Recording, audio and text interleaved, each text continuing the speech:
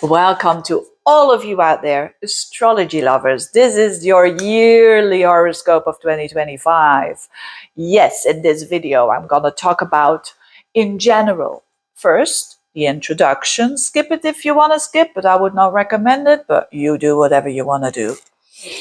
The introduction, I'm going to explain what's going on a collective level with the planets. The outer planets, that is. I'm not going to focus on Venus, Mars, the Sun, and so on. It would take me forever. So the outer planets, which is Pluto, Neptune, Uranus, Saturn, and Jupiter, they are almost all of them are going to change signs. All of them. It's incredible. And so that's already a mouthful. And then I'm going to talk about the aspects between those outer planets. And then I'm going to talk about the Mars retrograde and Venus retrograde. There's a Venus retrograde as well. And then about the eclipses. And then I go into the detail for each and every sign of the 12 signs. I mean, in a nutshell, I'm going to say where, like a 5-minute, I hope 5 minutes and not much longer, because if I want to, I'm making videos like I want to watch them. I want to know a video 5 minutes. What's going on? My moon is in Aries, and I think it's going to be a very Aries year. And Aries is all about quick, but let's get to the root of the matter. So let's get started. First of all, I want to say a huge thank you to all of you who watched the 2024 yearly horoscopes. It has been my best video ever. So thank you for that. And that gives me a lot of energy to do it again, because I don't want to complain, but of course I'm complaining now, because it's a lot to prepare and to say. It's not easy because there's so much information. But anyway, I love to do these videos for you. So let's get started. I was saying all outer planets are shifting in another sign, except for Pluto, because Pluto is in Aquarius and it's going to stay there. So Pluto is in Aquarius and it's going to be there at maximum 3 to 4 degrees of Aquarius. So for the whole year, between 1 and 3 to 4 degrees of Aquarius. That's one. In a nutshell, Pluto is about transformation. Aquarius is about innovation. You do the fantasy or the inspiration of that, because it means a lot of transformation for the future. I think AI and things like that, that's very much Pluto in Aquarius. I think a lot is going to be transformed because of that. But I'm not a collective astrologer. That's not my specialty. So I'll focus on the individual. Neptune will also shift from Pisces, where it's been for ages, to the sign of Aries, the first sign of the zodiac. That is a big deal. And that happens on the 31st of March, it's going to stay there up until the 2nd of July. And after that, it's going retrograde, going back into Pisces at 29 degrees, and then stay there for the rest of 2025. Aries then, the Neptune in Aries will be back then on the 27th of January of 2026. So that pocket of time, end of March, so the 1st of April, up until the 2nd of July, we're going to have that we're going to have the watery planet Neptune in the fiery sign of Aries. What is that all about? It's about, we want to break up boundaries. We're going to see through boundaries, because that's what Neptune does. We're going to feel empathy, inspiration, creativity, spirituality, all of that energy in a very fiery way, in a very passionate way. So it's a whole different flavor than Neptune in Pisces, because that was very much in its own sign. We're not talking here about good and bad. I don't believe in that. I already said that in former videos. No energy is bad. It's what we do with it. I mean, we have a choice there. Anyway, so it jumps into fire. Now Uranus jumps into air. It's going to be in Taurus in the beginning of the year, from 23 degrees of Taurus, and then up until the end of the sign of Taurus. By the way, Neptune, it starts around 27 degrees of Pisces, so already at the very end of Pisces. Now, so back to Uranus, it is in a Taurus in an earth sign, and as from the 8th of July up until the 8th of November, it's going to jump into Gemini. The first degree, 1.5 degree, from 0 to 1.5 degree, it's going to be in Gemini. And then from the 9th of November and onwards, the rest of 2025, it's going to go retrograde and be back in Taurus again. And then back in Gemini on the 26th of April, 2026. So what is that all about? Well, I think, in my humble opinion, Gemini is all about learning, teaching, schooling. Uranus is about drastic changes. All of a sudden, Uranus is also associated with, you could say, a future-oriented energy. So again, AI, which is already very much happening now, but I think that we are not going to recognize how schools are going to be done. I mean, the classical way now, like we have a teacher and someone and people listening to it, or children, or younger, or adolescents, how do you say that? Anyway, I think there's going to be renovation there. Where Uranus is, there's renovation.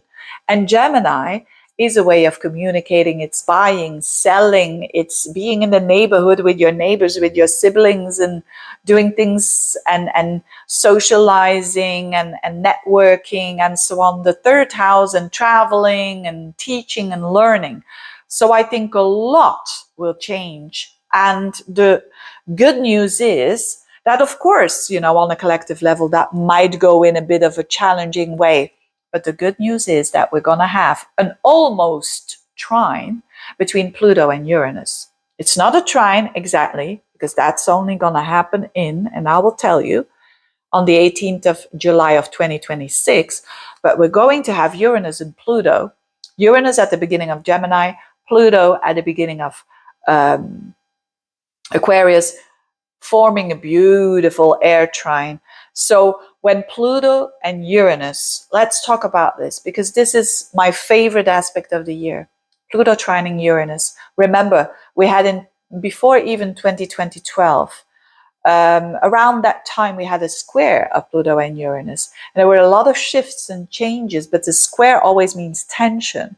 Now the thing with Pluto trining Uranus, yes, there's going to be changes, shifts, transformations, Pluto, innovations, Uranus, all of a sudden, but it's not going to be so unsettling because of the trine. And that's a beautiful thing. So I'm going to have a look where these two planets are in your chart in a minute. So also very airy, right? It's a lot about connections and Uranus through the wires. I mean, that's already happening, but even stronger.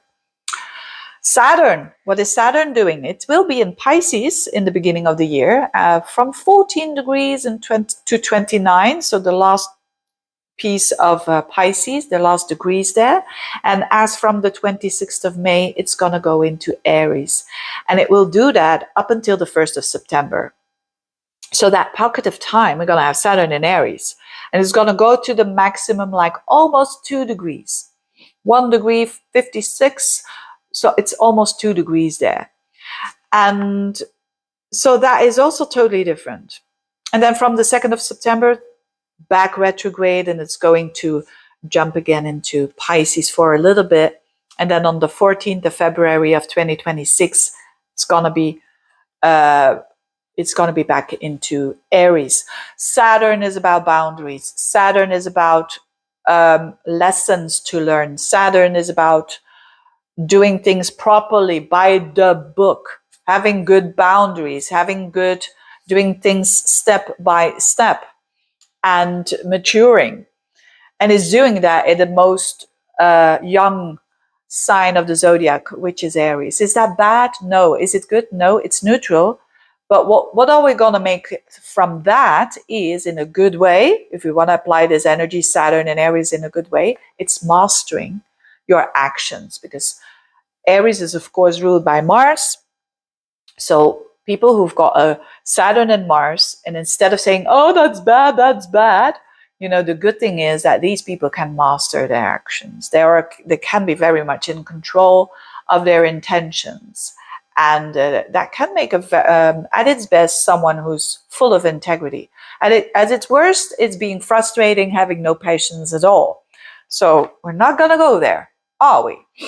Anyway, last but not least, Jupiter is in Gemini. It starts around 11 degrees. It goes up until 29 degrees of Gemini. And then on the 10th of June, around that time, it's jumping into Cancer, where it feels very good because it can be very supportive. Jupiter in Cancer is a very supportive energy, and it's going to stay there for the rest of the year. So it's not going to jump back into the former sign of Gemini like all the other planets, except from Pluto, are doing. So that's in a nutshell. I know this is a lot of information, therefore I make this a one video so that people can skip if they want to.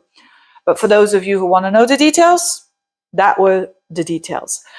Now, so we see it's from a year of a lot of earth and water. I mean, like Neptune in Pisces, Uranus, which is water, Uranus in Taurus, which is earth, Pluto in Capricorn, which is earth, Saturn in Pisces, which is water. So from those feminine yin energy, which is all more about go with the flow energy, which is more about energy of, you could say, supporting an energy of acceptance and allowance, but also an energy of fluently supporting something. You know, like the sign of Taurus, it wants to support. It wants to support what's in there, so to speak. And we are going towards more energy of the masculine energy, the active energy, because Saturn in Aries, Neptune in Aries, and then Pluto and Uranus in air signs, which is Aquarius, and Pluto in Aquarius. And then we have, of course, also, I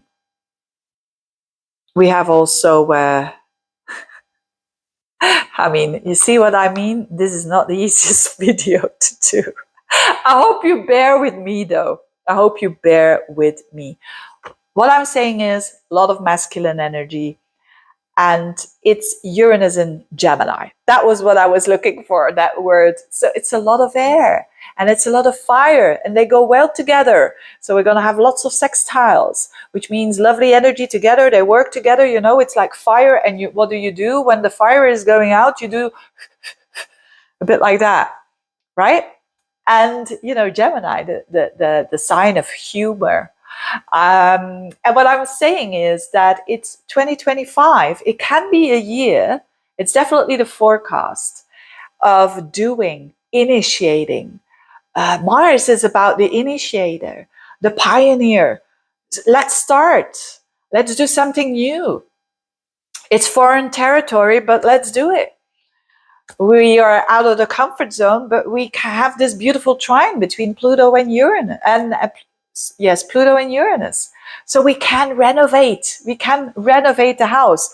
I'm renovating some pieces of the house, by the way. So it's possible that a builder jumps in the room here. So don't be scared. It's a nice builder, and a good one. I'm sure. It's his first day. I'm actually not sure, but I feel it. I sense it. And so it's about doing stuff, and it's about creating. It's about masculine energy is about doing. It's about feminine energy is about trusting. And things happen because the feminine energy trusts, and things happen. Masculine energy, things happen because you do, right? So it's a year of doing.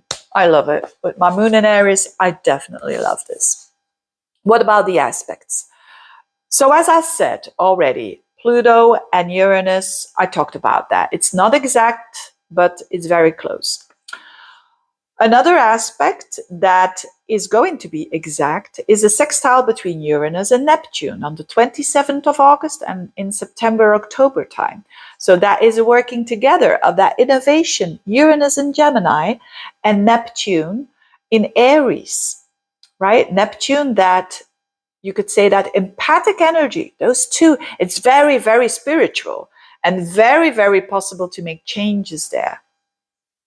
Another sextile is Saturn and Uranus. I love this as well because it's Saturn and Uranus. It is like Saturn wants to keep things as they are. It's very, better slowly but surely. And Uranus is quick and innovates and new stuff.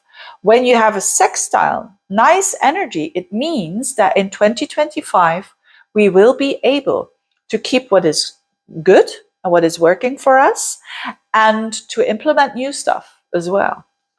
So beautiful balance there, because sometimes it's like, yeah, we're not going to keep the old, we're just going to do all new. No, it's a beautiful energy. This energy is going exact, the sextile, on the 4th of April and the 12th of August. Now, another thing that is going on already is Jupiter squaring Saturn. And it's going to do that again. Jupiter in Cancer squaring up Saturn in Aries. Now, that is a challenging aspect. It's exact around the 15th of June. So around that time, it's going to be a bit of a balance. This energy we are having now, but in different signs. It's about, I want to expand. I'm afraid. I want to contract. I want to stay the same. So there's going to be some energy like that. Then on the 19th of June, what is going to be exact is Jupiter square Neptune. So that is a bit illusionary, going over the top kind of energy, because two planets, they want to break rules. They want to, in a way, they want to break boundaries. And so a square means be careful there. And it's going to be Jupiter at 2 degrees of Cancer, squaring up to Neptune at 2 degrees of Aries. Yes. But of course, the biggest thing of the aspects, besides Pluto and Uranus, I talked about that. Innovation, renovation, absolutely possible. We're going to have this Saturn-Neptune energy. Saturn and Neptune are going to be very close to each other in the sign of Pisces, when they're both in Pisces, but also when they're both going to be in Aries. It's not going to be exact, though. I kind of double check this. So Saturn is not exactly going to conjunct Neptune, but it's going to be traveling together very, very close. It's going to be exact, Saturn and Neptune, on the 20th of February of 2026 in Aries at 0 degrees. But it's going to be very close to each other in May, June, July, and August of 2025. What does this mean, Saturn and Neptune? It's one of my favorite aspects, and I'll tell you why. When you see this in a natal horoscope, Saturn-Neptune conjunction, Saturn-Neptune opposition, Saturn-Neptune square, when you see that in a person, you see, I always go back to the individual astrology of a person. It is also a combination of two planets that are totally different. But that's the whole point. I'll give you an example. I have natally Saturn opposing Neptune. And Saturn is the realist and the pragmatist, or how do you call that? The down-to-earth person in me, you could say. And the one that wants to make things real. For instance, I studied economy. That is very Saturnal-like, but you want to know how the word works. It's reality, it's 3D, you name it. That's Saturn. It opposes Neptune in my chart. Neptune is all about the invisible world. It's all about the things that you cannot see, but are there. It's spirituality. And you see, in a person like me, I need both. I'm not content when I'm just doing astrology, for instance, and just focusing on the invisible worlds and whatnot, and so on and so on. I'm also very much a person that is down to earth and rational. You see? So combining these two energies is, whether it is an opposition, a conjunction, or whatever, is the key here. So what you also see very often, for instance, is in composers, magicians. I can't recall one now, but I think it was Bizet, but I'm not sure if it's true. I should double check. But anyway, in many composers, because they do that as well. They get music out of the ether and they put it into, music, which is very, very much in this 3D world. We hear it, we love it, it gets us or it doesn't get us. We get emotional or not. So it's very, very real. That is Saturn and Neptune. It's making something in the ideal world, making it real. Saturn, Neptune. That's why I love this combination. I know a lot of people are scared about it because I think, oh, no boundaries, Neptune on Saturn, we're going to have no boundaries. No, it's two planets. It's like if you have an idea, Neptune, if you have something that you, of the higher self, a wish, and Saturn is a hard worker. If you have a dream like, I want to write a book in 2025, which is Neptune, it's creativity, inspiration. Saturn is next to it, which is the one that is gonna, you could say, the energy that's gonna be given. Like every day I'm gonna write a page and you're gonna have a book at the end of the year. Well, a pretty thick one even. You see what I mean? It's like Saturn and Neptune together is making something out of the ideal and doing it. This is a very strong energy. And I'm really liking it for sure. And that's I think one of the main things of the year between the aspects of these long-term planets. It's definitely Saturn and Neptune. But understand that if you have a plan, if you have a wish, you can make it happen. But of course, by Saturn doing the hard work and blah, blah, blah, blah, blah, the drill. Then, what else do we have? Of course, we have some retros of Mars and Venus of Mercury. So Mars is in, I'm not going to too much into detail, but it's all in fire signs, the retrogrades, and in water signs. So for example, in the beginning of the year, we are now having Mars in Cancer, right? And it's ridiculously long in that sign. And in January, it starts off at 1 degree of Leo, so in fire, and it's in its retrograde position on the 1st of January. The rest of the month will be the later degrees of Cancer, that first month of January. Then it goes direct again on the 25th of February at 17 degrees of Cancer. And in Leo again on the 19th of April. So you see that first 4 months almost, it's a lot about that Mars in the signs of Cancer and Leo. I made other videos about that, so I'm not going to conclude that in the yearlies. But know that there's a significant time that Mars, which is the planet of doing, is spending there. So a lot of people in the beginning of the year, they are doing, redoing. Like me, for instance, I'm having this in my 8th house. So this is typical because Mars rules my 4th house of the home. I'm doing some renovations here. Not the biggest one, but I'm doing, going backwards and forwards and renovating and, in the sign of Cancer, which is the home, literally. And so a lot of people are going to rebuild something, and it can be, of course, doing something with family as well in the beginning of the year and having plans of going backwards and forwards, depending on where that Mars is in your chart.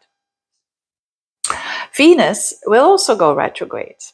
On the 3rd of March, it's going to be, again, at 10 degrees of Aries. So a retrograde in Aries is unbelievably focused in the year of 2025. And then on the 28th of March, it's going to jump back into, because of the retrograde, in Pisces, 29 degree of Pisces. then going direct again on the 14th of April at 24 degrees of Pisces. And back into Aries on the 1st of May. So having this Venus in Aries and in Pisces going backwards and forwards shows that also around love, we're going to do things backwards and forwards. We're going to do things, or we're going to feel things.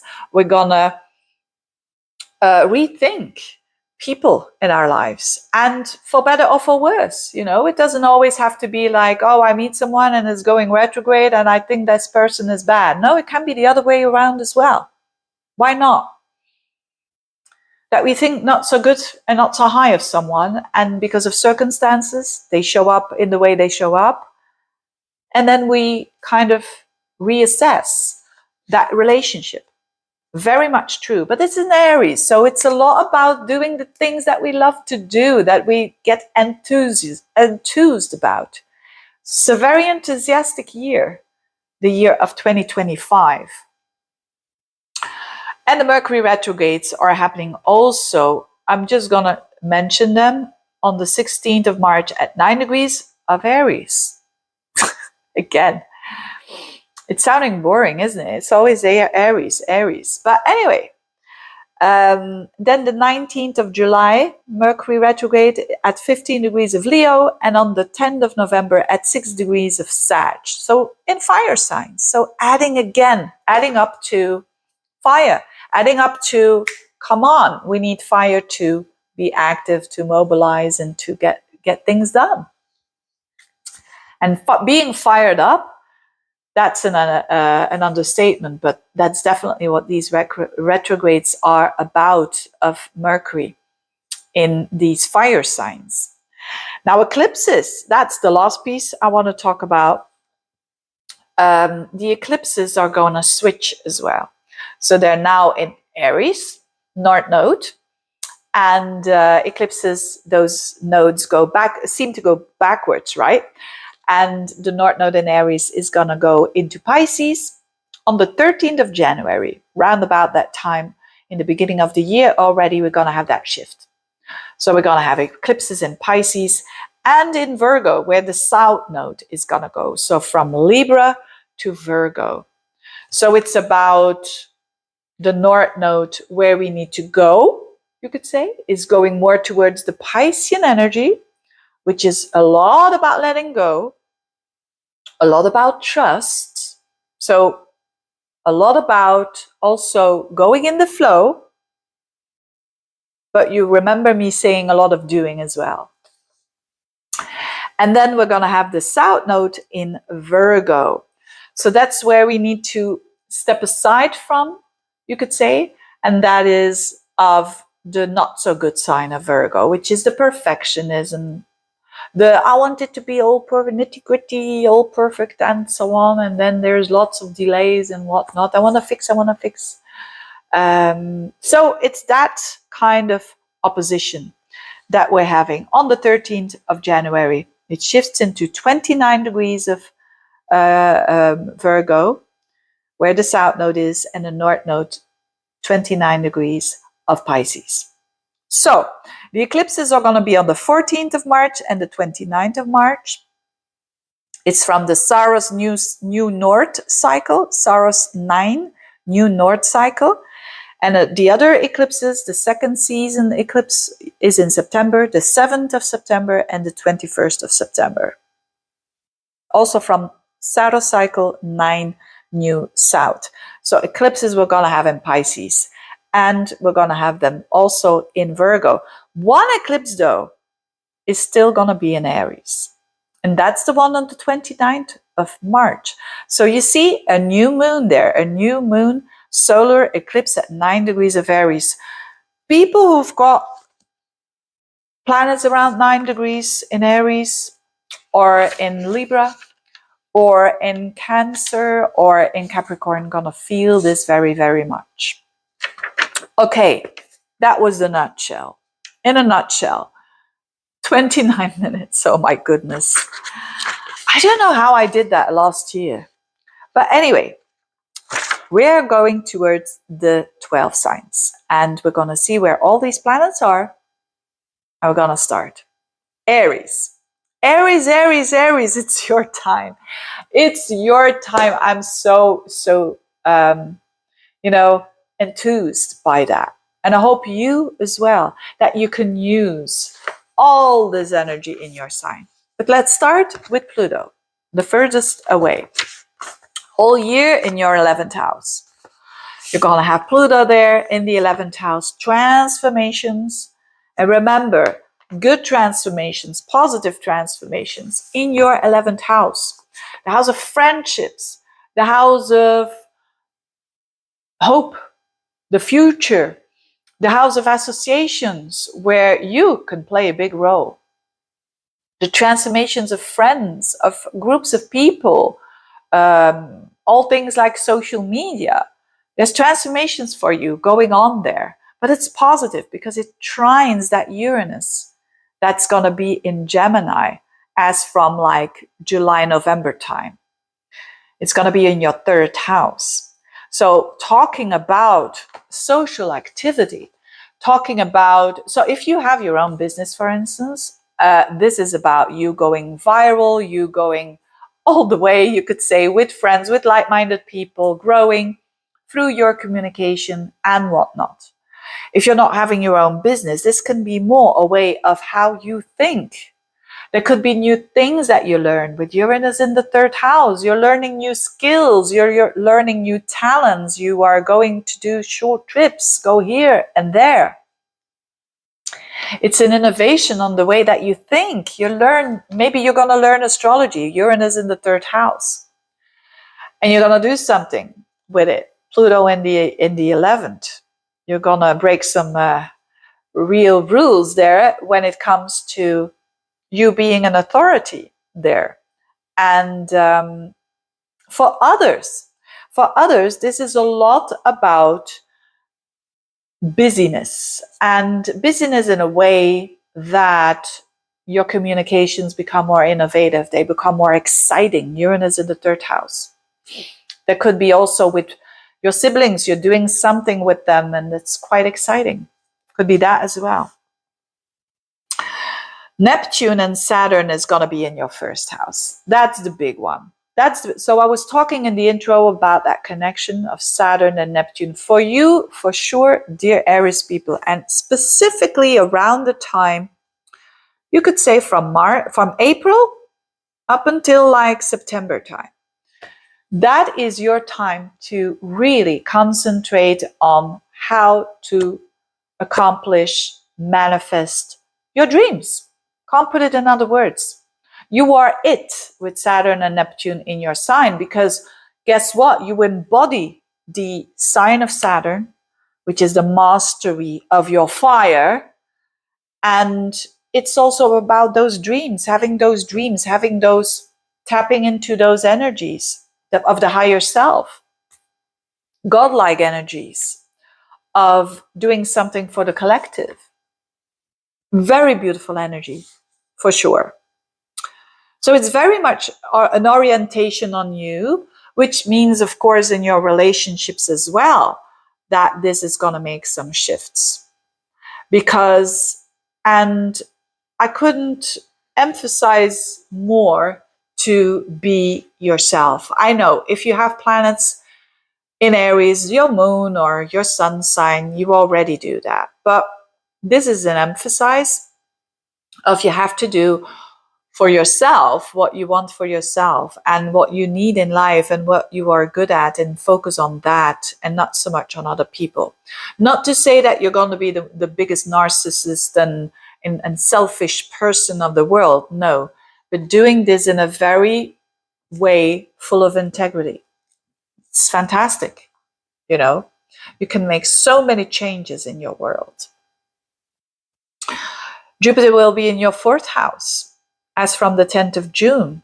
So it's still in the 3rd house before that. So again, an emphasis on that, communicating, traveling, short trips, being busy.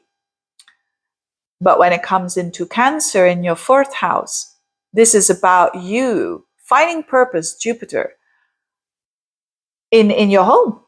Literally, in your home, finding purpose there. Maybe you going for a bigger home, Jupiter there. Maybe you're going for growth in the home and finding lots of purpose and feeling good, feeling very nurtured because of that. And then last but not least, the North Node will shift into your 12th house, so where you need to go, and the South Node from the 6th. So this is a lot. This is a sign for you, the North Node, in the 12th house to establish energy, or to, you could say, to let go and let God, and to trust, and to meditate, to rest, to implement that more in your daily life. So that already happens on the 13th of January. So a lot of you will quit jobs that they no longer like, the South Node in the 6th house. A lot of you will quit some habits. And the goal, in a very positive way, is to relax in a better way. That's for Aries. And of course, there's so much more. But remember, the most important thing is you can make your dreams true. That's the key here. Taurians. Let's start with Pluto. So Pluto is at the top of your chart. So your power, your transformation lies in work and in transforming that or changing that, doing something different with that. So a lot of you, Taurians, they will make a shift in their work. They will transform. More soul-oriented work. If you say, I'm having a 9 to 5 and I hate it, this is the moment with Pluto there. Absolutely. And it's trining with Uranus in your 2nd house. This is your money house. This is your house. This is the house of the Taurian. Remember, the 2nd house. So Pluto trining Uranus here, this beautiful air trine for you is in very, very earth houses that are all about money and work. So you can do an innovation and a renovation. If you're not working, this is about your self-worth. This is about how you see yourself in the world operating. This is around parents as well, the 10th house. There could be like a better sort of a revolution going on, but it's a good one. It's one that gives you stability, and that gives you emotional stability and financial stability as well. So beautiful. Saturn and Neptune, they are in your 12th house. So this energy of establishing your dreams, that is happening in a house that is very unconscious. So there's a lot happening when you're resting. There's a lot happening that you don't know or that you are not aware of in the self. So Neptune and Saturn together in the 12th can really, what is unknown to you, your blind spots, to deal with them. It's the house of karma. It's the house of what goes around comes around. And with this Neptune Saturn, you can really deal once and for all with things that you are doing because of patterns that you have no control over. I mean, behavior patterns. So this is a very deep thing, but a very beautiful thing. So the focus is there to establish and to know your truth that other people might see, but you are not seeing. So to reveal them, to work with them, and to organize them in a way. So to deal with them once and for all. Then you're having Jupiter, of course, still in the 2nd house for the beginning of the year. And as from the 10th of June, it's going in. So Jupiter in the 2nd is still establishing where it's again that money house, making sure that you are secure. Jupiter in the 2nd house. And then it goes into the 3rd house, which is a way more social house, which is good for learning something new, for doing short trips, for traveling, for learning, for teaching, for communicating. If you have your own business, you could do more social media, for instance. You could do more communication. And the North Node is going to shift into your 11th house. So it opposes your 5th house, and the North Node in Pisces is in the 11th house. So your growth is in friends, groups of people, doing things for the future, thinking about your future and doing actions there. Growth, if you have your own business, it's growth there as well. And the fifth house of letting go, where Virgo is more towards letting go of always doing what you want to do versus what is the group thinking and what do I do with like-minded people. So I'm not saying that you have to become a doormat and not having your own voice. That's not what I'm saying. But I'm saying like cooperating with like-minded people can bring you further and can give you lots of positive growth there for sure. So all in all, for you Taurians, I would say it's a very spiritual year with the Saturn, Neptune in your 12th, and really finding out who you truly are on those blind spot kinds of way. But at the same time, it's a big focus on work, career, and how to grow that, and also having fun with short trips and having fun with learning and teaching. So not really an emphasis on love, but again, these are general horoscopes. But I think when it comes to love and your seventh house, which is the house of Scorpio, this is more towards, you could say, an energy of social activities and encountering new people. Jupiter in your third house. Now, the ruler of your seventh house, which is Mars, there's a lot there going on in the beginning of the year, with Mars there in the sign of Cancer, and that is your third house, right? So, if you are single or not, go on a trip. If you want to meet new people, single or not, go on a trip, go and travel, go and learn, go to a workshop. You can meet new people there, for sure. Geminis, what's going on with the Geminis? Well, for Geminis, this is fun. This is fun. I mean, you are an air sign, and you have that Pluto there in Aquarius, in a fellow air sign, and you have Uranus coming into your sign, which is amazing. So it seems like for the Geminis, there's a lot of freedom coming. And so let's first talk about Uranus in your sign. This is about you doing what you want and you liberating yourself because you do things that you want to do. The trine with Pluto in your ninth house is about your thoughts on the level of, I'm convinced, I have ideas, and I'm going to implement them. It's as easy as it is.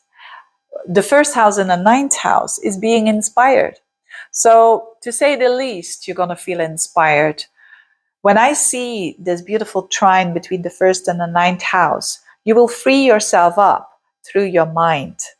There's transformations happening for you, and especially after the 8th of July, when Uranus comes into your sign, it's like a lot of new ideas, and you are convinced by it.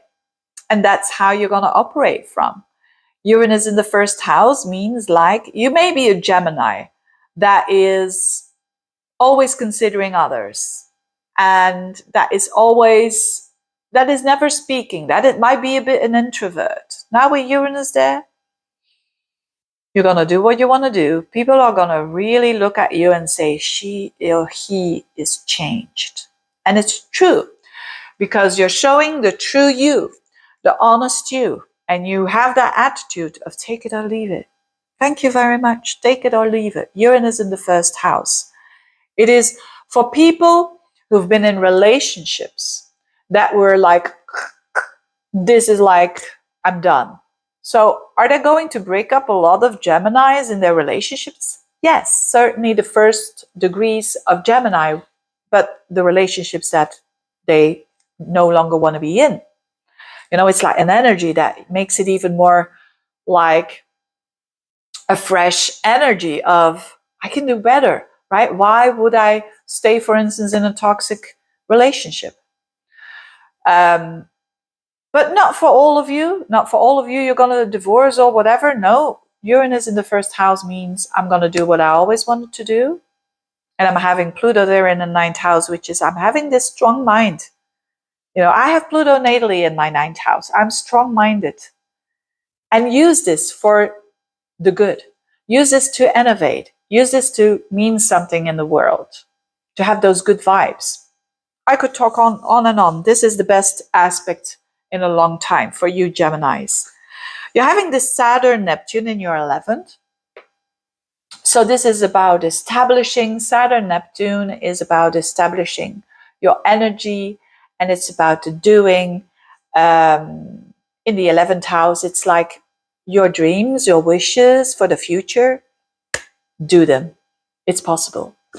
So it's a future-oriented house. Yes, it's a house of friends. Yes, so there could be some friends that are establishing the Saturn-Neptune energy that I was talking about in the beginning, you know, that you want to make your dreams come true. And all of that is very social as well, having Saturn there and Neptune. So you could view the social Saturn in the 11th? No, that's true. But social in a way that with that Neptune, your ideal, you can make it true. What is for you true? Let's say you feel good around two good friends. That's your story. That's it. Or you feel better around 10 friends. Then that's your story. But the most important thing is to make your dreams come true. You can make your dreams come true with Saturn and Neptune, these big energies in your 11th house, especially when they're going to be in Aries, because that goes well with your energy. So definitely new beginnings for you. If you're working for yourself, great, because you're going to work hard. Saturn for your dream, Neptune. You can have also a person that helps you that has those Saturnal, Neptunian qualities. Jupiter in your second house on the 10th of June from Gemini, your sign, to Cancer means growth in money.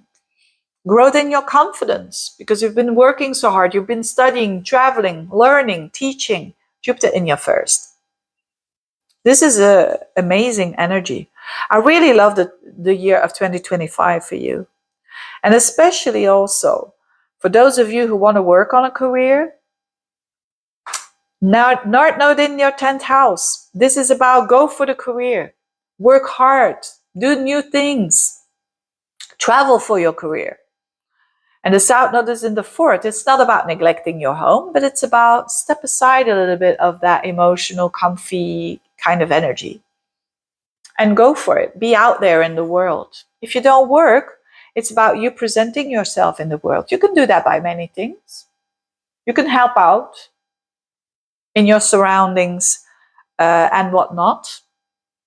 And so all in all, such an interesting year for you. So interesting. Make it happen. Make your dreams come true. And you are the innovation, for sure. Cancerians. Let's start with Pluto. Pluto in your 8th house. And it's trining Uranus in Gemini in your 12th house. What is that all about? Well, this is water energy. This is for you energy behind the scenes.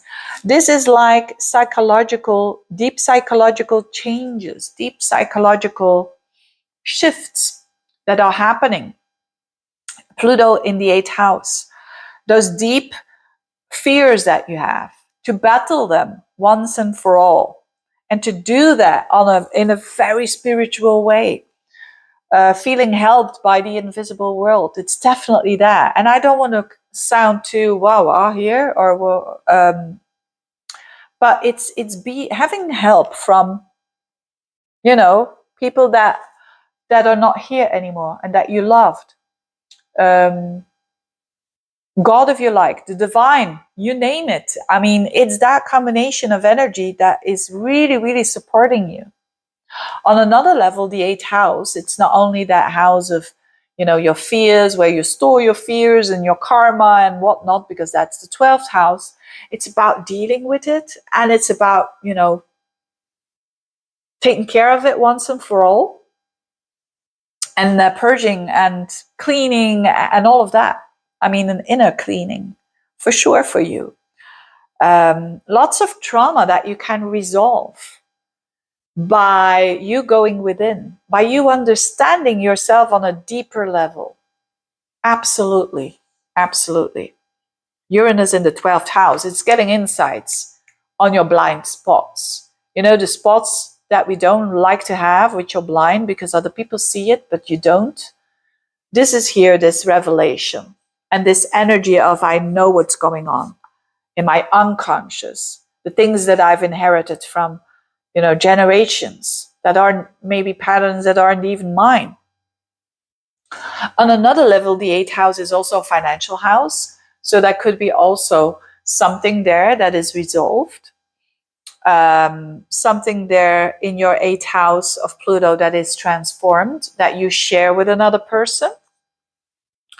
And so resources that you share, whether it is in a marriage, whether it is as a business partner, there is things that can break down to build up again. But again, remember, this is a beautiful trine that is much supported. So it's not the breakdown that you feel all like helpless. No, it's a breakdown because it's not working for you anymore. And it's a building up again. Saturn and Neptune at the top of your chart. In Aries, the top of if you work, this can mean a dream come true. Working for shifting that, for sure. For those of you who are not working, this is how you present yourself in the world. Could also be a relationship with a parent, that there is really something that is shifting, but that is real. But for most of you, this is career. This is like a dream that you can make true, whether it is your own business, whether it is working for someone, in a way that is so manifesting the dream. Very good energy. And of course, last but not least, Jupiter in your sign, as from the 10th of June. That happens every 12 years. So that is you growing, you expanding. I can only encourage you to travel, to read, to teach, to learn, to broaden your horizon, to see in a broad perspective. Because then the things are not going to change, but you will deal better with life and easier. The North Node is going to shift into a fellow water sign, the 9th house. So again, travel, learning, teaching, your connection with God, if you like, or the divine, or your higher self, whatever you want to name it. There is so much growth there. So much growth for study and understanding of the world. And a letting go of that 3rd house, a letting go, seeing things a bit more abstract and in bigger perspective, rather than, just your neighborhood, being interested in just in the neighborhood, in just the things that are happening around you, going broader.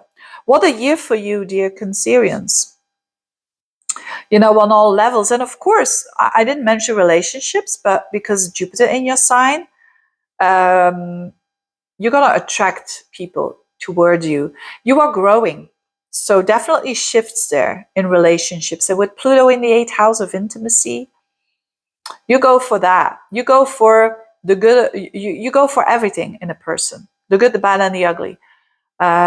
It's like the whole package.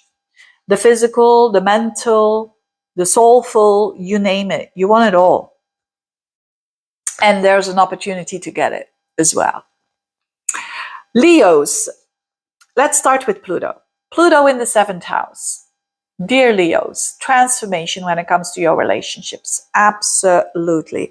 And now the good news is, because Pluto in the 7th house is not an easy one. It's power struggles for a lot of times, and it's about they are strong and I feel powerless, but I want to take my power back. Now the good news for you is that in 2025, this trine to Uranus in your 11th house. This beautiful social energy. This is a social year for you, Leos. Absolutely. The ones who are single, you could meet someone through friendships, or a friend becomes a bit more than that. And it is really, really transforming your life. It's really, we have those people that we meet. And when we do and get into connection, it's like our whole life shifts on other areas of your life.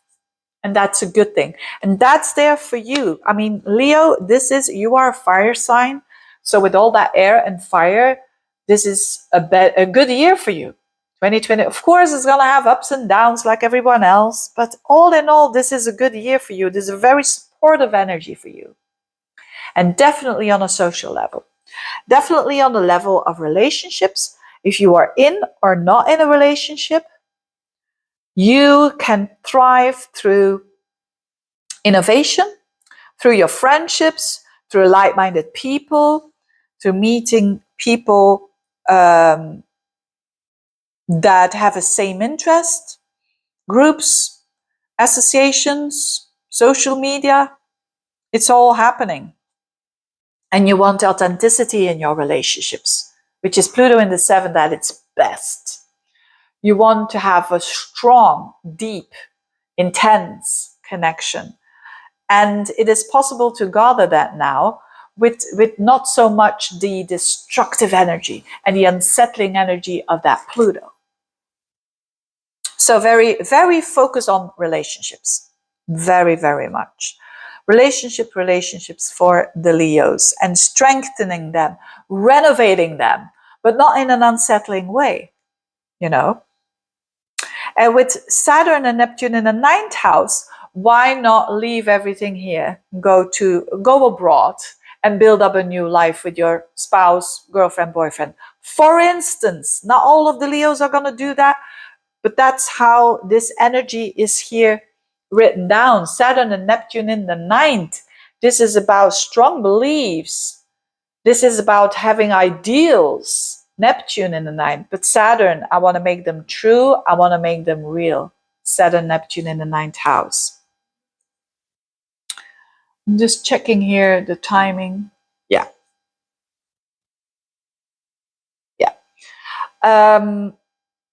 So a lot of you will study, learn something new, study something, and get practical immediately. You can study something and immediately get it into practice. Travel. Again, it's about the dreams. You make them true. Your connection with the divine, your connection with yourself, how you think on a broad perspective, on an abstract level, on a bigger perspective. You're sitting in a traffic jam and you're flying and looking how far is that traffic jam. I know it. And then I come down again. And with that information, I feel stronger. I can't change the traffic jam, but I feel stronger because I have knowledge. It's a very knowledgeable year for you. Jupiter will be in Gemini the first part of the year. The 10th of June, it shifts into your 12th house. So from friendships and growth of associations, growth of money if you have your own business, growth of people that you get to know, growth of new aspirations for the future, you go towards Jupiter in the 12th house in Cancer. That's almost like you feel you are supported by the unseen. You could feel supported by a loved one that has passed away. You could feel supported by God. Jupiter in the 12th is very much about finding purpose. Sorry that I paused, but I hear people.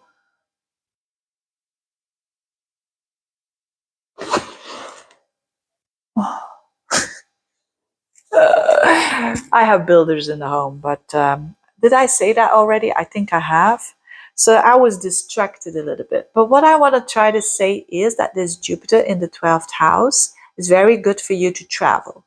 It's very good for you to travel far, far, far away to relax and finding new ways to relax. Definitely possible for you, Leos. Definitely. Very spiritual energy as well. And then the North Node in the 8th house and the South Node in the 2nd. So rely a little bit more on other people. You don't always have to do it by yourself.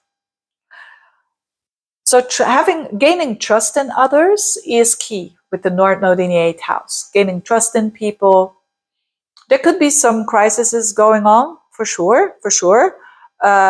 Hopefully not too big for you. But the thing is that can trigger you. You know, it doesn't have to be a crisis. It means something comes up, circumstances, and it triggers you. And this is about, because the 8th house is what you store that you don't want to deal with, you know, the fear and the traumas and whatnot. With the North Node there, it's about, hey, get stronger, because when you're facing it, your shadow, you're getting stronger because you're getting more power. It's that kind of energy, but at the same time, it's being open for other people's resources, other people's energy, and instead of you doing it all by yourself. Okay, Virgos. Pluto in your 6th house. Let's start with that. That is your house. It's the house of health. It's the house of your day-to-day work. And Pluto means drastic changes. Pluto means like maybe a totally different job, totally different habits, totally different lifestyles and routines. Now, this is good because it's trining Uranus in your 10th house. Wow. That is work. So for those of you who don't work, this is about your lifestyle, your routines, how you want to be seen in the world, and your routines. There's something about it that is very renovative, to shift it, to do it drastically different. Whether it is a workout, whether it is the things that you want to do to manage your home, your routines, your health, there is renovation going on. And there is... and I think that's a good thing for Virgos, because most Virgos are interested in health and in how to become more efficient and so on. But doing this in a quite innovative way. For those of you who work, wow, you can absolutely make a huge revolution when it comes to your work and do something totally, totally different. Uranus in the 10th house is amazing. It gives you freedom. You can have, if you are like, I've been working years and years and I don't feel free and whatnot, this is your time to unlock this. This is your time to say, for instance, I start my own business and I'm going to do it. And I'm having those new routines and I'm getting efficient and I'm going to implement it, you know, using this trine energy between Pluto and Uranus. Of course, not every Virgo is going to transform their work, but lots of them will. And find, you know, work with Uranus, which means use Uranus kind of technology, internet, all of that juicy stuff. And Gemini is about communication, of course, but yes, of course, a lot is about communication. So you could really innovate, be your own. You know, I have natally Uranus in my 10th house.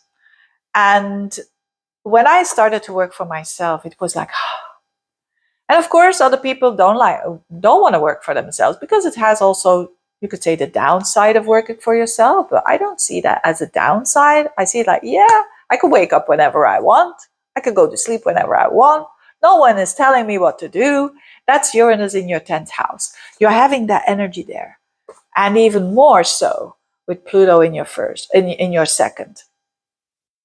So if you want to do something else when it comes to your career, it's on. And it's drastically on. And it's not going to be so drastic that it's going to harm other stuff or destabilize other stuff. So that's a good thing. Neptune and Saturn in your 8th house of Aries. So a lot of activity in the 8th house. Saturn wants to build. Neptune has the ideas. What is the 8th house? Let's start with finances, because it's a financial house as well. It's what you share with maybe a boyfriend, girlfriend, spouse, with a business partner. So Saturn means hard work. And Uranus, Neptune means having an idea, a higher ideal. So there is now, if you have a wish around investments, around growing your money, around loans and tax returns and whatnot, and to improve that, it's on by doing the hard work and having the idea. So on another level, the 8th house is the occult. It's having an interest in deep psychological stuff. So with Saturn there and Neptune there, you could have a feeling, the intuition, and Saturn is making it into the 3D world very real. Maybe you're doing readings for people and they're very real, but you're using your intuition. It can mean also study of the occult, Saturn and Neptune there in the 8th house. But again, on a very mundane level, it is money. So there is like this hard work that if that is done, there is an ideal situation there of what your ideal is for the money that you share with someone else. Jupiter in the 11th. I love that for you. So as from the 10th of June, so Jupiter was in your 10th house already of expansion and learning and teaching when it comes to work, growth there, expansion there. And now it goes into your 11th house, this Jupiter. This is good if you have your own business, because Jupiter in the 11th is growth, money when you have your own business. It's also growth of friends, a purposeful friend. Jupiter in the 11th house, or friends, could be more as well. It is growth when it comes, because it's a financial house. It's the 2nd house from the 10th. So you could be growing financially. You could be growing. Jupiter in the 11th means that you find purpose in groups of people or doing something in groups of people. If you're single, it's the ruler of the 7th in the 11th. You could meet someone through friends. You can meet someone through your social circle. The growth of social circle, the growth of goals. So it's a very a year where you have a lot going on in different areas of your life, for sure. And of course, the North Node in the 7th house. I mean, for those of you who are single, definitely, it could mean someone new. And Virgo, the South Node is going to be in your sign. So it means that old identity is done. Away with it. It's like an old jacket. You are grateful that it served you all these years, but now new jacket. And so it's a focus on other people. I can only recommend you to focus on new people in your life. Be open towards new people. Engage with others. North Node in the 7th house. Engage with other people. Also, if you have a relationship, engage with new people, with friends, or be social. It's going to be good for your job as well. And if you, so it's all areas of your life, basically. A bit of everything that is really growing and focusing on more efficiency as well, with Pluto in your 6th house. Nice. Okay, Librans. Pluto in the 5th, trining Uranus in Gemini in your 9th house. This is fiery. I mean, you're a Libran, which is air. So you're going to benefit from all these planets that are shifting into air and into fire, because that goes well with your energy. So all in all, this is a better year for you, a good year for you. Pluto in the 5th. So there is the transformation going on. Transformation when it comes to your heart chakra. Could be your ideas around children or children in general, if you have them. Your projects for the future, projects that you want to do, starting maybe your own business and so on. That's the 5th house. Transformation happening there. It's also love. There is a transformation, so a shift in your attitude around love that is more real. Your power is really in the performance. It's really in your heart. your soul. And it trines the ninth house, so you are inspired. So for Librans who are in the artistic world, this is great. This is great. For you who are single and you want to meet someone, oh, this is fantastic. Travel, with Uranus in your ninth house as from July, right? Around and about the 8th of July, you're going to have that Uranus there in Gemini. So that is where you find freedom. You find freedom in travel, in learning. So schooling, learning, teaching. What else? Your connection with the divine, your higher perspective. This is giving you all opportunities for transformation on love, dealing with a totally different way of how you do love, a transformation. So your old ideas, they are different. And Uranus in the ninth is having really your own specific ideas. They might be a little bit in opposition to what people around you think. But the thing is, that's a good thing. And something to embrace. You could meet someone from abroad and having a relationship with them. And it's a focus on relationships as well this year. Because you're going to have as well. So let's first talk about that Uranus in the ninth house. So Uranus in the ninth is very much about you feel liberated here. And when you feel free here, the rest will follow. It's almost like the way that you think is so intuitive. It's so avant la lettre.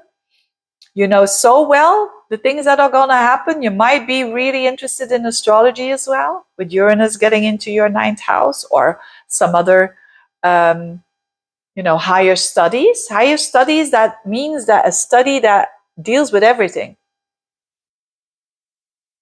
And that university, universal. You're studying very broad, or there's an opportunity for you to do so. Absolutely. And the heart chakra, Pluto in the fifth, also you're transformed through your hobbies. You're transformed through the things that you love to do. You want to be real there. There's a bit of a fear involved as well with Pluto, but that energy of doing it anyways. Might be building your own business and an international business abroad. Now, Neptune and Saturn in your seventh house, in Aries. What is that all about? Well, there's a focus on other people and what kind of people you're going to attract. Saturnial, Neptunian kind of people.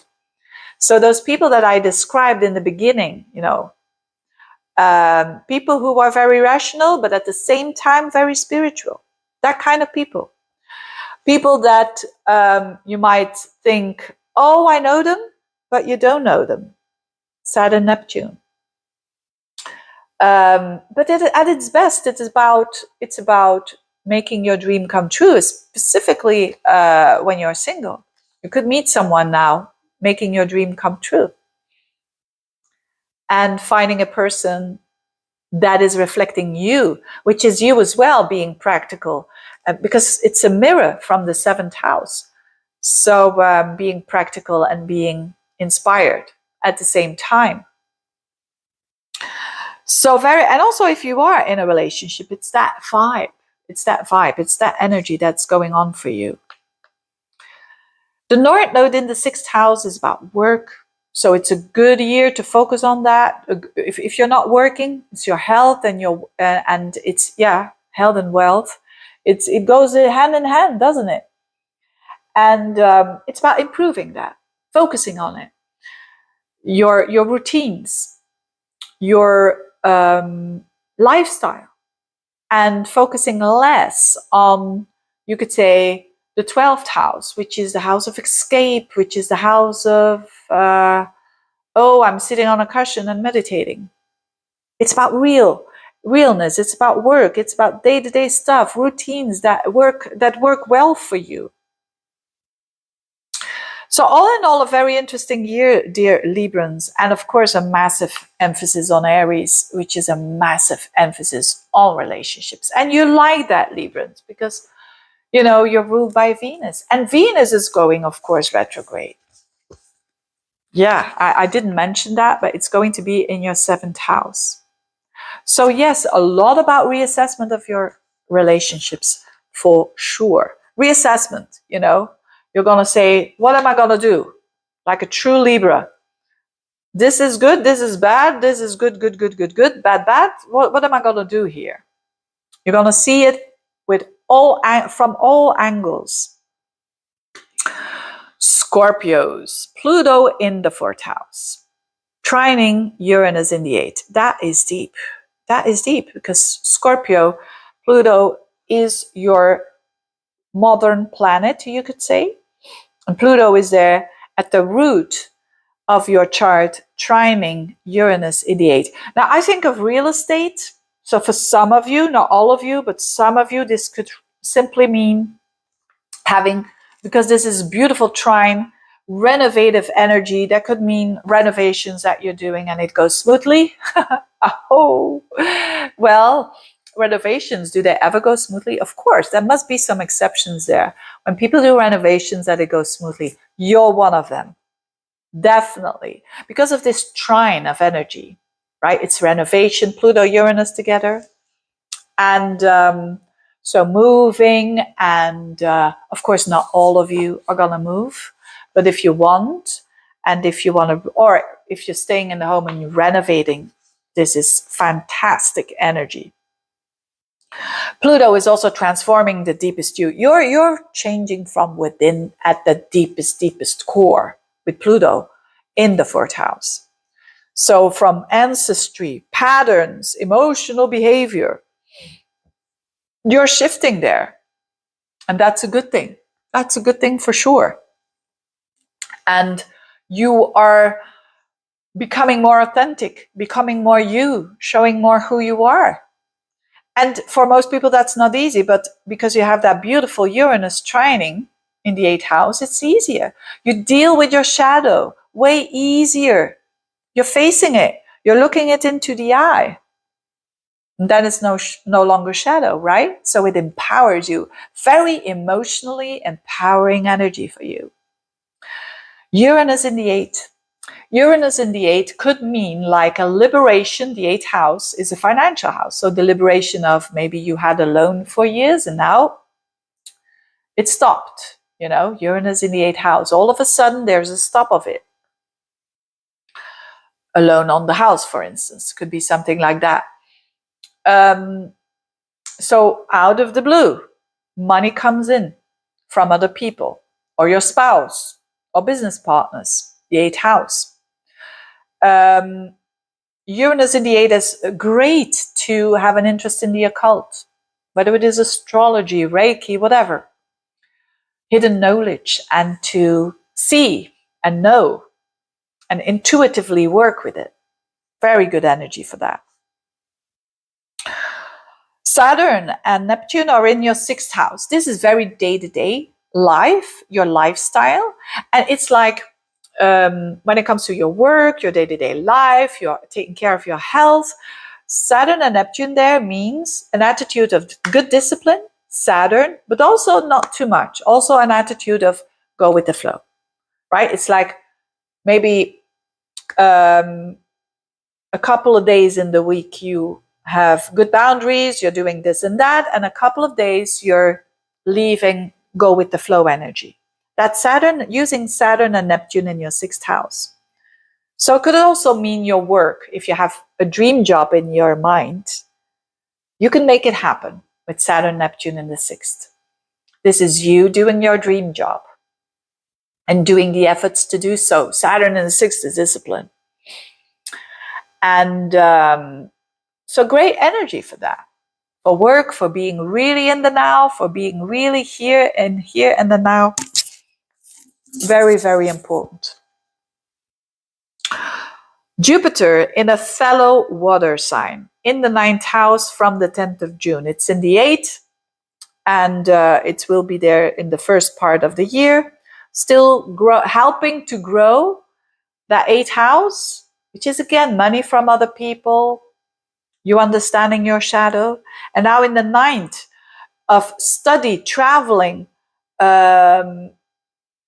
your connection with the divine, your understanding of the bigger picture. This is growth here. This is growth on a mental, in a mental way. And so you could be traveling more. It's definitely good for that. And finding purpose there in writing, in teaching, in traveling, in astrology, in everything that has to do with higher studies that connects all the dots. Doing something international, if you have your own business, for instance. And then North Node also shifts into a fellow water sign. So there's quite some, notwithstanding the fact you could say a lot of air and a lot of fire, there's still this Jupiter in Cancer, still the North Node is going to shift on the 13th of January in the 5th house in Pisces, which is nice. The North Node in the 5th house is about you making bigger that house, the 5th house, which is creativity, which is your what you love to do, what you do for fun, what you do for enjoying yourself, your hobbies, your creations, children. There could be growth there. There could be finding more purpose there. You going on a stage, it's the house of the stage. A lot of growth is possible there. And a letting go of that 11th house. Now, I don't mean to say because in the 11th house where Virgo is, cut off all your friends and just focus on you and your children. That's not what I'm saying. What I'm saying is that it is stepping a bit aside of what other people think, stepping aside of what other people are going to think about your goals and so on, and go a bit more towards your heart. Going towards what does excite you, and what do you love to deal with on the level of, and to do when it comes to your creations, your creativity, your inspiration.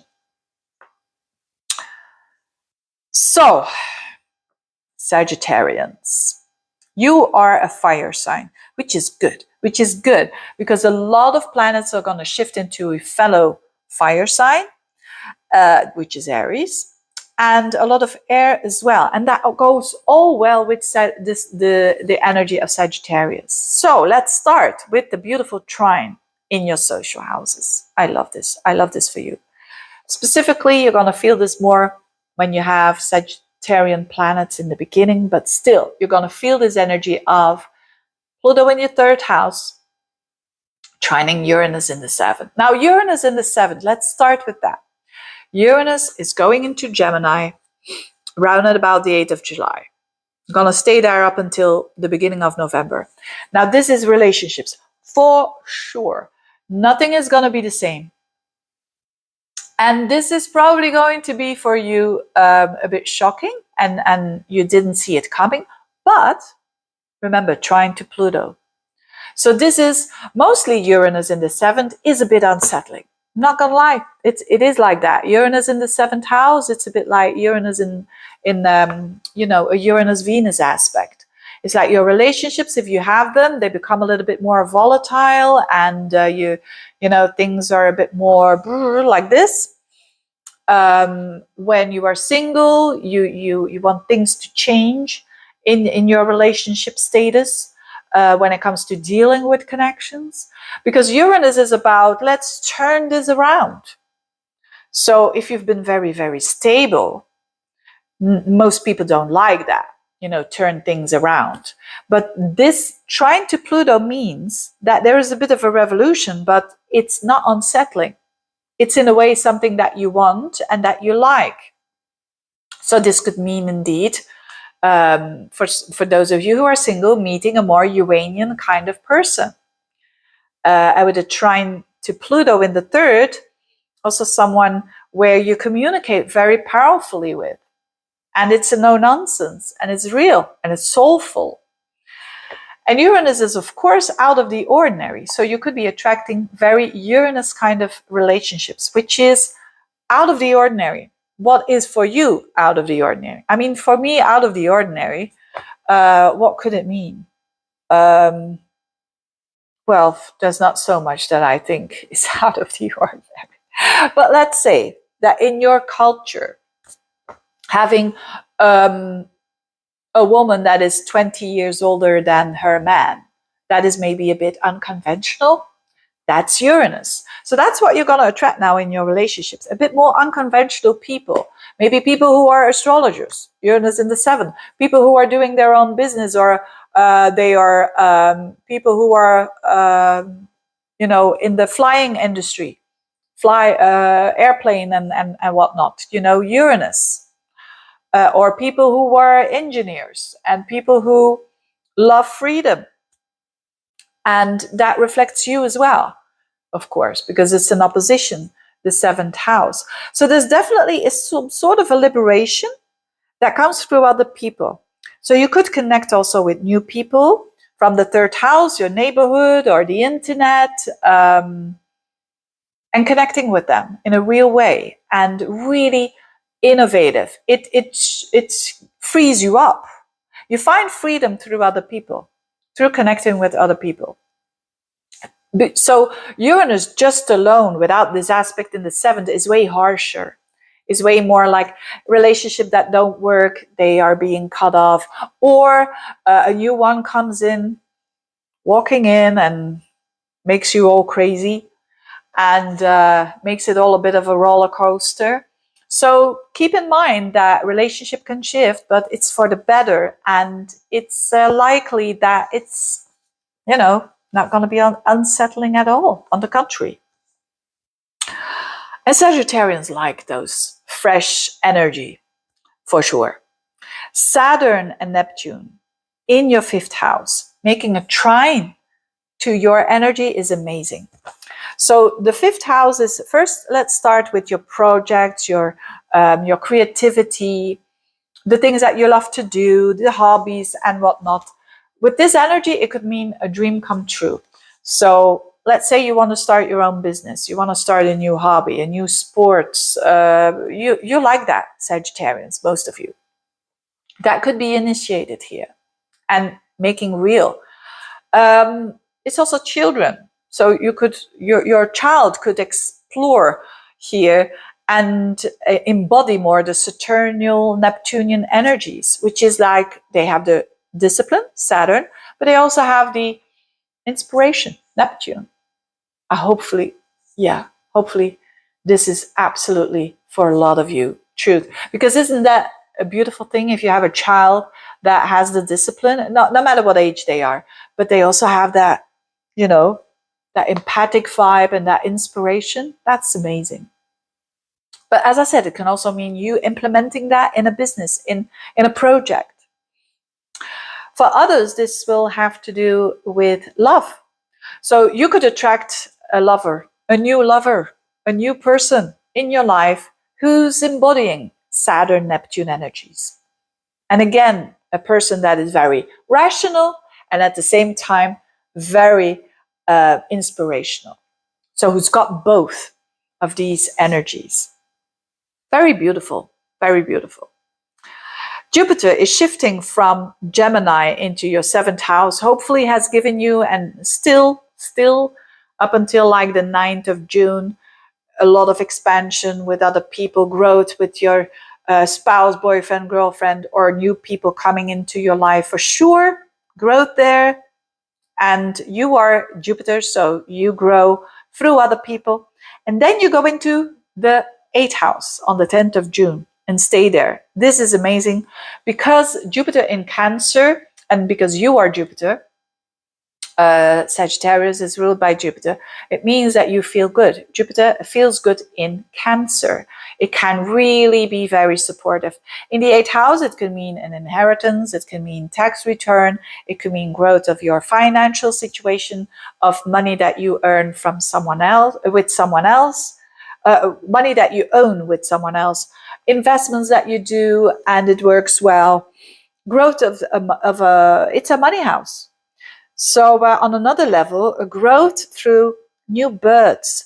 Literally, I remember when I'm a Sagittarius rising, when I had Jupiter in Cancer in the 8th, I was pregnant. And I was giving birth. Yeah, I was giving birth. So I'm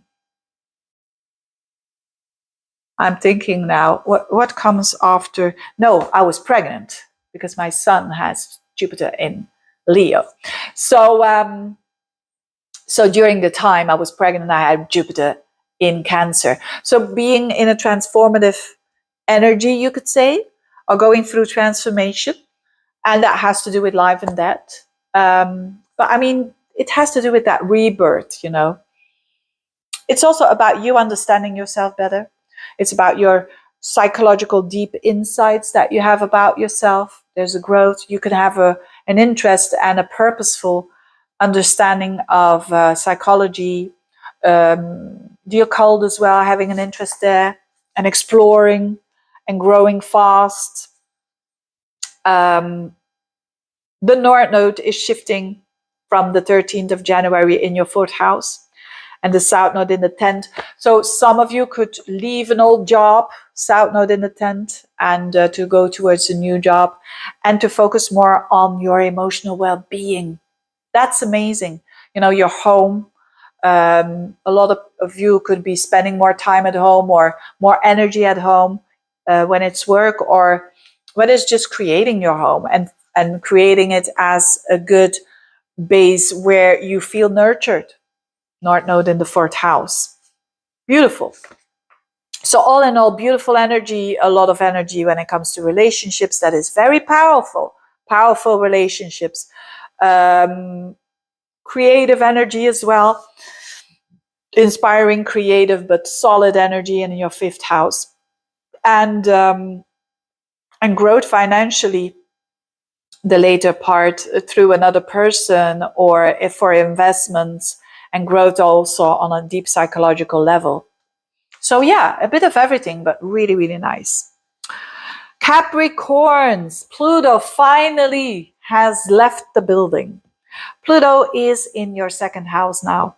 And make a beautiful trine to Uranus in your 6th. This is work. For a lot of you, this is work.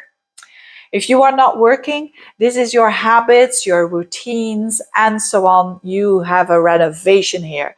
And because of that, you feel empowered.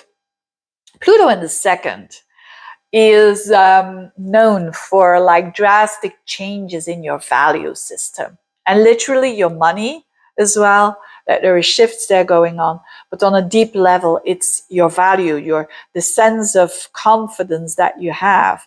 And because Uranus on the 8th of July gets into Gemini, up until the 8th of November, in your 6th house, you could be freeing yourself up through work, through another work, a shifting work, being more independent at your work. Not necessarily by you having your own business. Could mean you work for someone, but that person gives you a lot of freedom, for instance. So you can really innovate, renovate, make a revolution in your life by shifting jobs. And if that is not the case, by shifting your lifestyle, being more, you know, you could say Uranus in the 6th house is about doing things differently in a new way, exploring. You don't know what's coming, right? So like it's the opposite of Saturn. Saturn would mean like you do every day, you wake up at 7, you go to bed at 9, or whatever it is. But Uranus is like, this day is like he, and the other day is completely different. So having more variety in your lifestyle is good for you, is good for the work, or you're doing something more Uranian at work. And what is Uranian? It could mean like technology, information, anything that is new, innovative, working more into innovative departments. And so yeah, very, very nice energy on a very material level when it comes to your work. Now Saturn and Neptune are in the 4th house. So in Aries, which is squaring up to your energy. But it means that there is a reality that you can make true when it comes to your home and also how you nurture yourself. The fourth house is your emotional well-being. Saturn, Neptune there means, yes, through hard work, you can have your dream. You can have your dream house through hard work. Neptune, dream house, Saturn, hard work. You could really work a lot around your emotions and where you're coming from, you know, your ancestry, going deep within and understanding that. And so that you can become more real, Saturn, but also idealistic and having, you know, what your higher self wants you to have on an emotional level, that is. Lots of you could also have a parent that is going through this phase of Saturn, Neptune, you know, that combination of reality versus imagination. And Jupiter in your seventh house. I really, really love this for you. After all these years of Pluto in your sign, on the 10th of June, Jupiter from that sixth house that is still there the first part of the year up until the 9th of June. You're going to have Jupiter in your sixth, so growth is still possible when it comes to work, when it comes to your health, improving it and whatnot, improving also the purpose of that. And then Jupiter shifts into the seventh house, which is relationships. Every 12 years you have this, which is nice. It means you got to attract Jupiterian kind of people now. Positive people, easygoing people, nurturing people because it's in Cancer. They're going to have your best interest. Growth in relationships. If you're single, fantastic. Maybe someone from abroad because Jupiter represents that. Not necessarily, they can have a different background. They can have a different view that is way bigger than yours. And that is uplifting. It's very good for mentoring, for finding a teacher, some sort of a teacher in your life. It's good for business, for growth of your business. Because the seventh house is also your clients. So there could be a growth in clients. What else is going on? I'm going to watch the hour here. Good. The North Node. The North Node in your third house.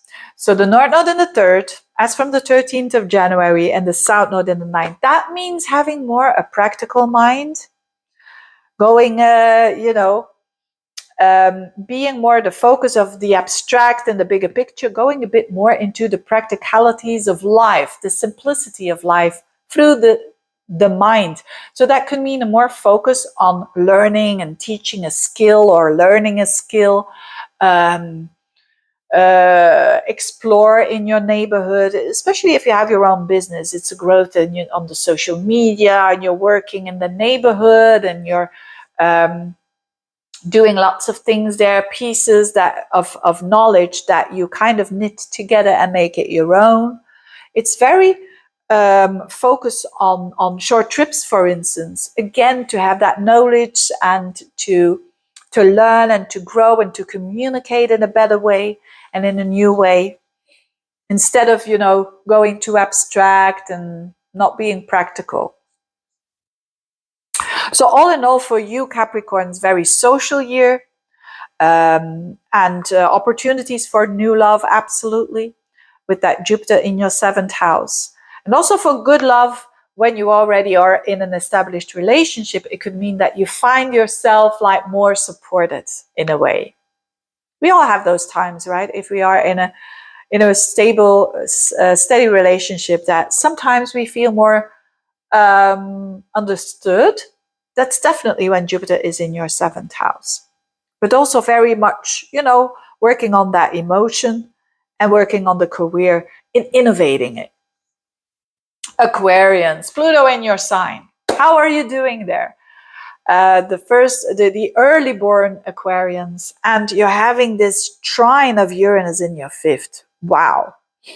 That is amazing, because Pluto in your sign, that is a big deal. And if it would have been alone there, it would be more old identity dying, new identity coming in, but that doesn't go really soft and smooth. You see what I mean? Now with Uranus in a trine in your fifth house, it goes easier. That renovation and innovation and reinventing of yourself towards more authenticity, more truthfulness, more honest, more being, I'm not saying you're not being honest, but even more. And you can do more you. And you are completely transforming. You are gaining your power back, especially in relationships. If you have been feeling empowered by others, if you have been feeling that you've given away your power, this is a time of regaining it. This is a very empowering year for you, Aquarians. This can, if you're single, you can meet someone new. And how this person is going to be? Uranian. Uranus in your 5th house, as from the 8th of July up until like the 8th of November. So that pocket of time you could meet someone new who's very Uranus-like, different from all the old lovers, different and innovative. What is different in your head, right? I mean, some people can find something very common and others don't. But what is in your eyes not common? For instance, if you think I'm a woman and I attract a man that is 20 years younger, if you find that uncommon, that's what Uranus is. That's what Uranus is all about. Things that are alternative, things that are different, things that are unusual. It's not necessarily bad, it's just different. So you could attract a lover that is very freedom loving, for instance, Uranus in the 5th, or who shows you something about freedom. If you've got kids, they could rebel, but in a good way, because this is trining Pluto. It's like they are going through a phase of independence, Uranus, and that transforms you as well. It's like, let's say you have a child around their 20s or 18 or 20 and they're going out the house. And because of that, you decide working again, for instance. And that transforms you. It's a new you. It's that kind of energy. Pluto trining Uranus. Amazing, amazing. Another thing could be starting your own business. Uranus in the 5th house. Starting a new hobby, a new way of enjoying yourself. But whatever it is that you're doing, you transform through it. You're not staying the same. You're showing truly who you are. And in a good way, this is not for empowering others or overruling others or having manipulative energy. Pluto in the 1st can do that. Like it's my way or the highway. Pluto, it's I insist. But with this trine, it's like, wow, this is you becoming more free. This is you having the opportunity to feel more free and have that luxury of doing what you want to do because you are powerful. Pluto in your 1st house. I mean, Pluto in the 1st house is so empowering. So don't run away from the things. Don't run away from change. That's the only thing that I want to say to you, dear Aquarians, because it's no time to stay same old, same old. It's time for change for you. And again, normally Pluto-Uranus is revolution, but because this is a beautiful trine, it's going easier for you. Saturn and Neptune in the 3rd house. Wow, that's your communication house. How you speak, how you communicate with others in the neighborhood. Saturn there is you think twice before you speak, but Neptune is there giving you also the empathic energy. So in your speech and learning and teaching, this is beautiful. So if you are a teacher, a coach, this is wonderful energy. Short trips, travel, beautiful. Writing, blogging, vlogging, all of that, beautiful. Beautiful energy here. So definitely encouragement to do so. The neighborhood, siblings, they could be having Saturnal, Neptunian kind of vibes, which is they're practical and they're also inspirational. But you are that as well in your communication for sure. So there could be a new skill that you're going to learn. Could be that as well.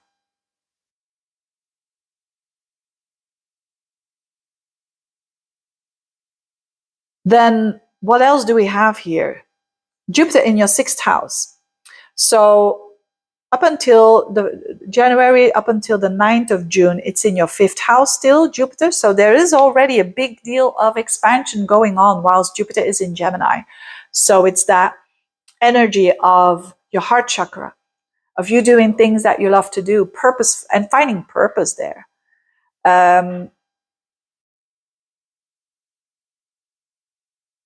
I hear sounds again, builder sounds. Anyway,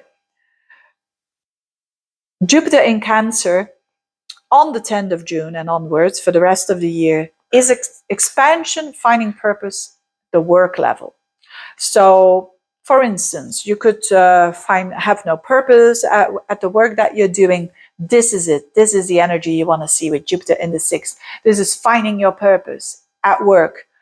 In the day-to-day things that you do, you grow through your work. You grow exponentially. It's in Cancer. Through work, you can have a lot of work, but you like it because it's that Jupiter energy in your 6th house. Also, your health. There could be improvement if there have been problems before.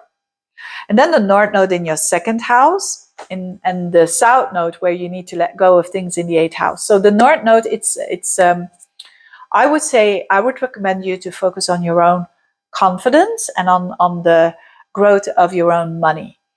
So we're hustling for the money, working on your self-confidence by creating your, or by making your talents your biggest value.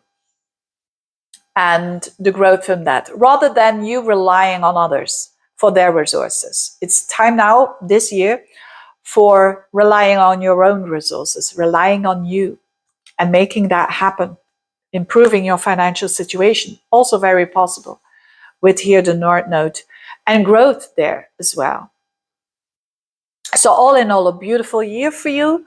It can be really an energy of growth when it comes to relationships, growth when it comes to your own financial stuff, and seriousness, but at the same time, inspiration when it comes to the way that you think. Great. Last but not least, Pisces. Pluto in your Pluto not in your sign, Pluto in Aquarius, trining Uranus in the 4th. Now, this is this revolutionary energy, right? And that is in a positive way, this trine. Now, for a lot of you, this is moving and renovations and going backwards and forwards in that area of your life, because Uranus will be in your 4th on the 8th of July up until the 8th of November. So there could be literally renovations going on. I've seen that many times with Uranus in the 4th. On the other level, you could be working from home and do Uranus stuff. Like when I had Uranus through my 4th house, I started with the astrology, which is a bit a Uranus kind of profession. You could be doing that as well.